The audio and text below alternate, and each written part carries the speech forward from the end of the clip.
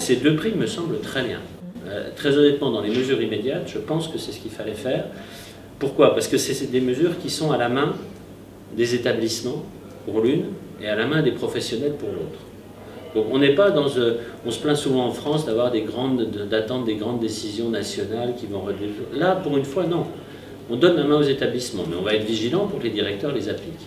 La ministre a dit, la prime de pénibilité, de risque, etc., elle n'est pas appliquée partout, et quand elle est appliquée, elle n'est pas appliquée de la même manière, c'est inadmissible. Eh bien oui, elle a raison, on est d'accord. Donc moi, le message sera clair auprès de l'ensemble des chefs de service des urgences, ça va être accompagner vos paramédicaux aux directions pour aller réclamer cette prime à taux plein, partout elle est justifiée. Il faut aussi être un minimum raisonnable.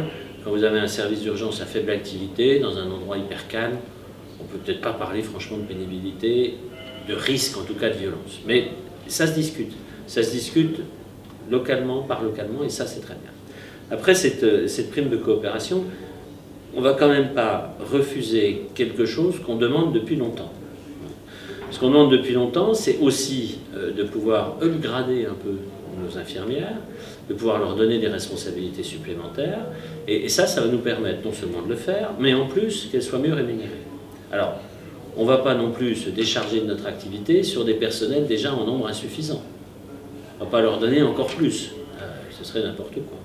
Donc il va falloir aussi par rapport à ça qu'on ait une équivalence en termes d'effectifs et d'activité. Or, ce calcul, il existe déjà. Il n'est pas parfait, mais il existe. C'est la modélisation du financement des services d'urgence, qui est quelque chose qui a été fait par le ministère de la Santé, avec nous. Et bien même quelque chose fait par le ministère de la Santé, qui dit que pour telle activité, on doit avoir tant d'infirmières, tant, etc., ce n'est pas appliqué totalement sur le terrain. Il y a de la perte d'argent quelque part. Alors, pourquoi? Ben oui, alors on nous parle, l'hôpital est un ensemble, oui très bien. Il y a des pôles, il faut raisonner par pôle, oui ok, seulement quand nous on est dans la merde, l'hôpital n'est plus un ensemble, hein, c'est chacun pour soi. Donc il y a un moment donné, là aussi ça suffit. On a des moyens qui sont fléchés, il faut qu'ils arrivent aux urgences.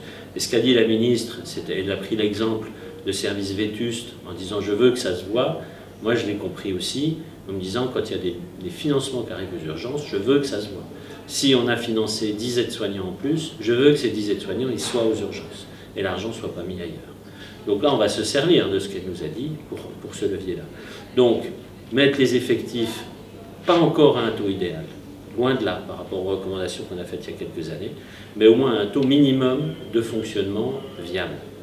Et puis améliorer un petit peu les conditions de travail, donner une prime quand on peut donner une prime très spécifique pour les urgences. Hein. Je suis désolé, je comprends que tout le personnel infirmier est très mal payé, a besoin de revalorisation, mais moi ma problématique c'est les urgences.